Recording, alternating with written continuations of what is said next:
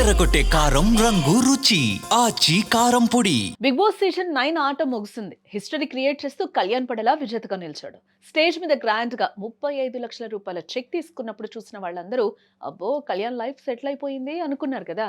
కానీ అసలు నిజం తెలిస్తే షాక్ అవుతారు. విన్నర్ అని పేరుకే గానీ కళ్యాణ్ చేతికొచ్చే డబ్బులు చూస్తే అయ్యో పాపం అనాల్సిందే. అసలు ఆ 35 లక్షల్లో కళ్యాణ్కి మిగిలేది ఎంత? 15 లక్షల బ్రీఫ్ కేసుతో బయటకొచ్చిన డేమోన్ పవన్ తీసుకున్న తెలివైన నిర్ణయమా? అసలు ఈ ప్రైజ్ మనీ లెక్కలో జరుగుతున్న మ్యాజిక్ ఏంటి? ఈ వీడియోలో మనం క్లియర్‌గా తెలుసుకునే ప్రయత్నం చేద్దాం. గ్రాండ్ ఫినాలే ఎపిసోడ్ ఉత్కంఠభరితంగా సాగింది. కళ్యాణ్ పడాల విన్నర్ కాగా తనుజ రన్నరప్‌తో సరిపెట్టుకుంది. అయితే ఇక్కడ అసలైన గేమ్ చేంజర్ మాత్రం డెమోన్ పవన్.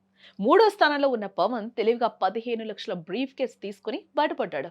ఒకవేళ ఆ డెసిషన్ తీసుకోకపోయి ఉంటే అటు ట్రోఫీ లేక ఇటు డబ్బులు రాక తనూజలాగా ఖాళీ చేతులతో మిగిలిపోయేవాడు. సీజన్ 4లో సోహైల్ మొదలుపెట్టిన ఈ బ్రీఫ్ కేస్ ట్రెండ్ ఇప్పటికీ కంటిన్యూ అవుతూనే ఉంది. సోహైల్, ఆర్యానా, యావర్, శ్రీహాన్ లాగే ఇప్పుడు పవన్ కూడా సేఫ్ గేమ్ ఆడి సక్సెస్ అయ్యాడు. ఇక అసలు విషయానికి వచ్చేస్తే బిగ్ బాస్ ఇచ్చేది 50 లక్షలు కదా. అందులో పవన్ 15 లక్షలు పట్టుకెళ్ళగా విన్నర్ కళ్యాణ్కి 35 లక్షలు మిగిలాయి. స్టేజ్ మీద ఆ చెక్ చూడటానికి బాగానే ఉంది. బట్ అందులో పడే కోతలు మామూలుగా ఉండవు కదా. వాస్తవానికి 2017 తర్వాత నుంచి జీఎస్టీ రూల్స్ మారాయి. ప్రైజ్ మనీలో దాదాపు 46% వరకు ట్యాక్స్ రూపంలోనే కట్ అవుతుంది. అంటే ఇప్పుడు కళ్యాణ్ గెలుచుకున్న 35 లక్షల్లో దాదాపు సగం ప్రభుత్వానికే వెళ్ళిపోతుంది. ఈ లెక్కన ట్యాక్స్లన్నీ పోను కళ్యాణ్ పడాల చేతికొచ్చేది అక్షరాల 16 లక్షలు మాత్రమే.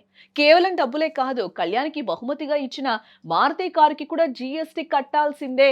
కేవలం 5 లక్షల గిఫ్ట్ వచ్చరికి మాత్రమే మినహాయింపు ఉండొచ్చు. గత సీజన్లో రైతు బిడ్డ పల్లవి ప్రశాంత్ పరిస్థితి కూడా ఇంతే.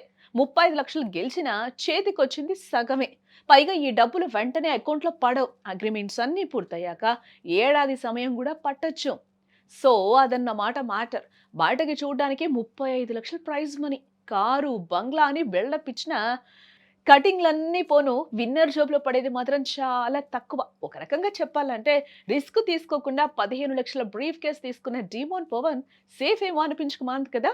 టైటిల్ ముఖ్యం అనుకుంటే డబ్బు పోతుంది, డబ్బు ముఖ్యం అనుకుంటే టైటిల్ పోతుంది.